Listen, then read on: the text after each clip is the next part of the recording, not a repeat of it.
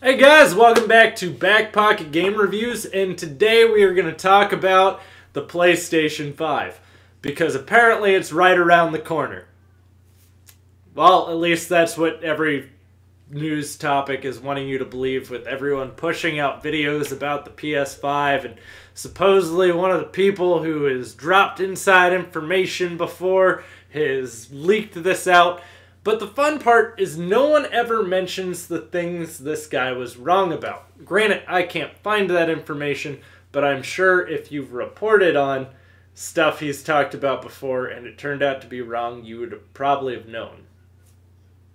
Just personal opinion. Now, I'm going to go ahead and safely assume that plenty of these news sources that are talking about this have probably reported on this guy's stuff before, and some of it has probably been wrong. So, while I don't think the PlayStation 5 is drastically far away, I probably would guess somewhere between 2020 and 2022. Right in that window is where I think that PlayStation 5 is going to come out. I did a video a long while back talking about how the PlayStation 5 was confirmed, which, yeah, it was. Originally, Sony had stated they might not do another numbered console. Like, there might not be another console. It might just be one continuing generation, like the Pro. Then they might have the Pro Plus. Whatever along those lines. So when the CEO of Sony had stated, oh, well, when the PlayStation 5 happens, so they had confirmed it, that was a big deal to me. However, I even stated in that video I didn't think it was going to be anytime soon, and neither did the CEO of Sony. That was also just last year, by the way. I know a lot of people would be excited for this, but let's be honest here. Let's just be straight to the point. They just released the Pro, and they just released the Xbox One X. While Sony will probably, I assume, beat Microsoft to the market with the PlayStation 5 before you get the Xbox 1.4 or whatever the hell Xbox decides to name it. And a lot of that's because the Xbox One X is more powerful than PS4 Pro. Right now, Sony is the least powerful on the market. But again, power isn't always the thing that's going to sell you. Sometimes it's graphics, sometimes it's quality of the game, sometimes it might be exclusives. There are plenty of different things to sell you on a console. Now, right now, Xbox having the better graphics and the overall better online experience, yeah, I'm sure to some degree they don't want to wind up second place to Xbox again. Not after the 360 generation.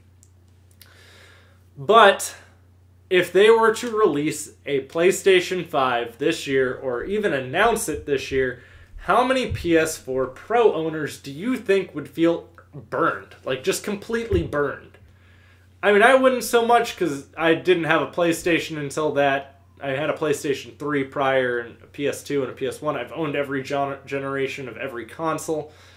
But I couldn't see anyone who was invested in the Pro feeling like that would be fair to them or acceptable. And I fully understand where, yeah, you got to have good hardware on the market, and they're talking about potentially having the VR stuff built right into it, so all you have to do is plug your VR headset right in rather than all the box and the processing unit and all that stuff being separately. Now, what could also be the possibility here, because he did talk about the different chips and how they're built by AMD again, which, yeah, that would probably make sense, seeing as Intel had turned both companies down. Both Xbox and PlayStation went to Intel, and Intel blatantly said, we don't make enough money off of making chips for consoles. We're out. We're not gonna make consoles. We're not gonna make chips for your consoles. So that was Intel. Intel blatantly told them no. So yeah, I would assume it would be AMD. That's not something to get too hyped about. That's not even something to say that it would be accurate reporting. That would pretty much be a pretty normal assumption at this point, that the chips were made by AMD. However, with them saying that the VR stuff might be built in, that could be a PS4 Pro Plus. It's just, here's the PS4 Pro, but also with the VR processing unit built right in. that is a possibility to what this could be. It could be another mid-generation console update. I would be really shocked, though, if they tried to push out 2. But when you look back at the Xbox 360 era, you had the Xbox 360, then they came out with the Xbox 360 Pro, which had the 120 gig hard drive. That was really the only difference there. So technically those aren't 2 different models, but they are to some degree. Then you also had, after those, you had the Xbox 360S version, which was the Slim. And then you had the E version, which was the next version of the Slim, which came out like a year and a half after the Slim.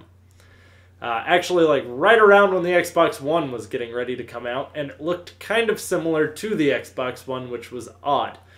But Sony also, even with the PS3 era, released several different updates. But this generation, you've gotten the Xbox One, you've gotten the Xbox One S, and now you've gotten the Xbox One X. Well, with PlayStation, you have the PlayStation 4, the PlayStation 4 Slim, and the PlayStation 4 Pro. So I assume we're probably closer to the actual full next generation than another console update. But it is really weird to see these rumors starting to leak out. And that's the thing, though, is when you're coming from a leak, you can never really be 100% sure if it's inside information or maybe this guy just checked the source code on a website and thinks he's onto something that he's not onto. There's too many what ifs with rumors and leaks. That's a big part of the reason why I don't always buy into them unless you tell me they're making a new Fable game. That one got me hook, line, and sinker. I still believe that's the case, though, and we'll probably find out this E3.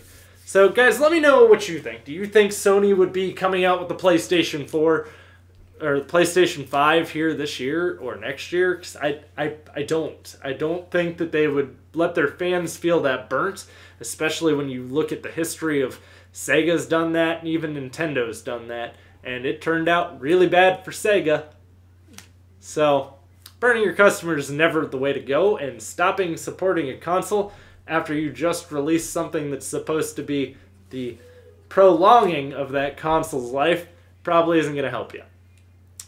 Unless you're trying to tell me that my PlayStation 4 Pro is a Sega 32X. Could be. Maybe that is the case. Maybe that's what we're getting at here. But let me know what you guys think. That's what I want to know. Where does your opinion lay on this? Do you think that's going to happen? Do you think that they're going to wait? Do you think that I'm crazy and I need to just take a chill pill and not believe the rumors? I don't believe the rumors, but you get what I'm saying. Guys, if you want to follow me anywhere, you can do so. It's all linked in the description box down below. There is everything listed there. My Patreon, my Teespring. You can buy my merch, as Logan Paul would say. Thank you for watching. I will see you all soon. Plenty more content coming for you, so stick around.